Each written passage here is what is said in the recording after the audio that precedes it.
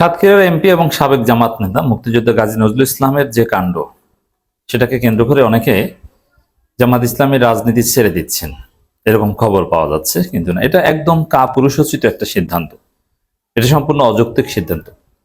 একটা বিরাট দল, সেই দলের মধ্যে জাস্ট একজন এমপি, একজন নেতার এরকম একটা ঘটনা এক্সপোজ হয়েছে, আপনি তাতে দল ছেড়ে দিবেন? এটা হিউম্যান নেচার এবং মানুষের যে স্বাভাবিক জীবনচারণ তার পরিপন্থী।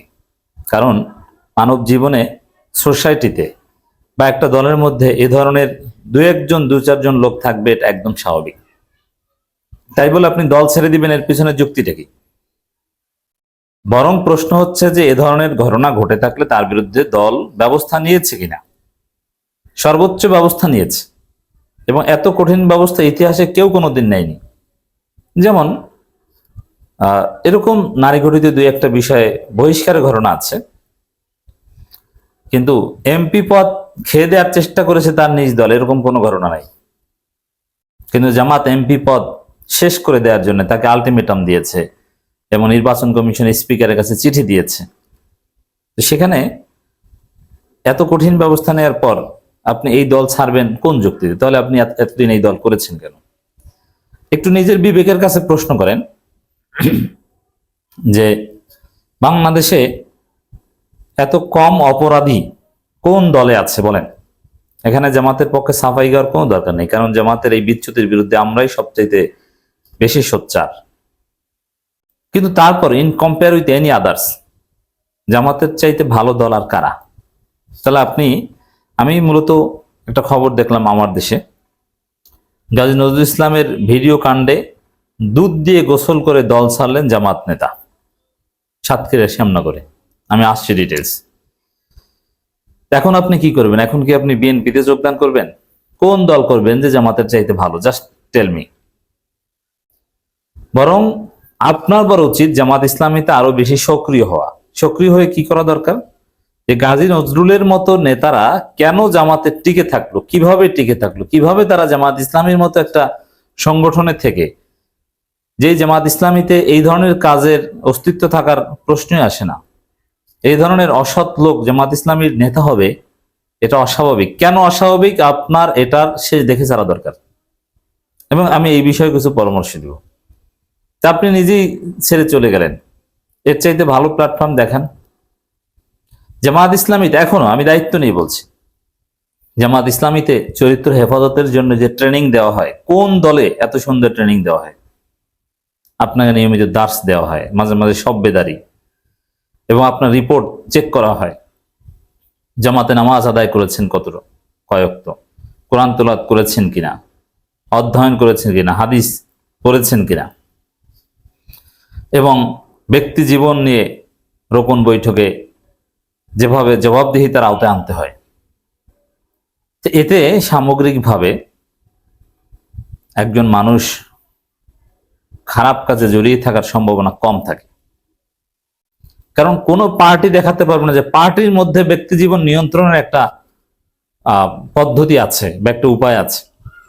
তো এই ধরনের সাংগঠনিক জীবনযাপন করলে আমি চ্যালেঞ্জ দিয়ে বলতে পারছি, যারা জামাত থেকে ক্ষুব্ধ হয়ে ত্যাগ করছেন, আপনাদের ক্ষোভের প্রতি আমি শ্রদ্ধা জানাই, কিন্তু ক্ষোভের বহিঃপ্রকাশটা এভাবে করাটা, দুধ দিয়ে গোসল করে জামাত ছাড়াটা যৌক্তিক নয়। ক্ষোভের বহিঃপ্রকাশটা কিভাবে করতে হবে?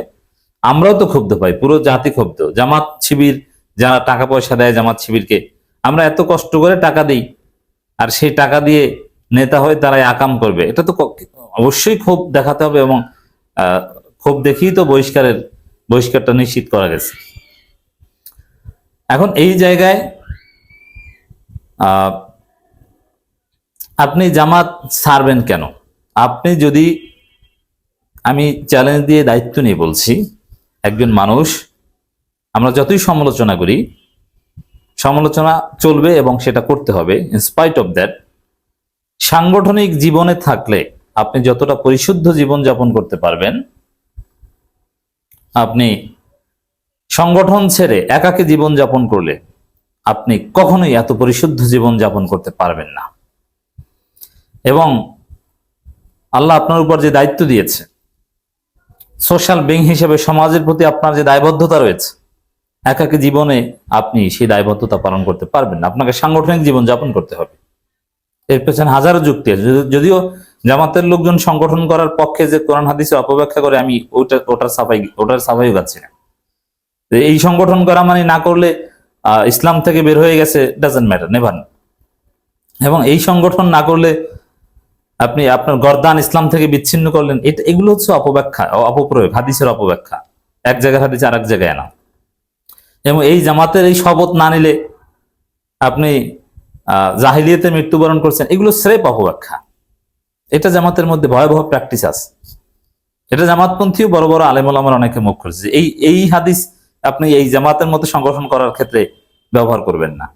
তবে সংগঠন করতে হবে, এর সপক্ষে হাজারো দলিল আছে এবং হাজারো যুক্তি আছে। আপনাকে সংগঠন করতে হবে, এটাই হচ্ছে শেষ কথা।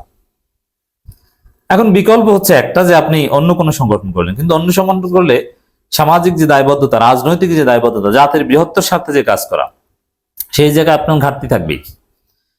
এজন্যে গাজী নজরুল কাণ্ডে জামাত ইসলামী ছেড়ে বা দুধ দিয়ে গোসল করে জামাত ত্যাগ করা, এটা কোনো যৌক্তিক সিদ্ধান্ত নয়, এটা কাপুরুষোচিত সিদ্ধান্ত। বরং যৌক্তিক সিদ্ধান্ত হচ্ছে যে আপনি জামাতের মধ্যে এই ধরনের ঘটনার মূলোৎপাটন করবেন। আপনি হয়তোবা জাতীয়ভাবে কাজ করতে পারবেন, আপনি একটা থানা শাখায় কাজ করেন, আপনার থানা শাখায় কোনো অসৎ চরিত্রের লোকজনের স্থান হবে না, এইটা আপনি নিশ্চিত করবেন, সবগুলোকে সাইজ করবেন। এটা হচ্ছে সুপুরুষোচিত সিদ্ধান্ত, বীর পুরুষোচিত সিদ্ধান্ত।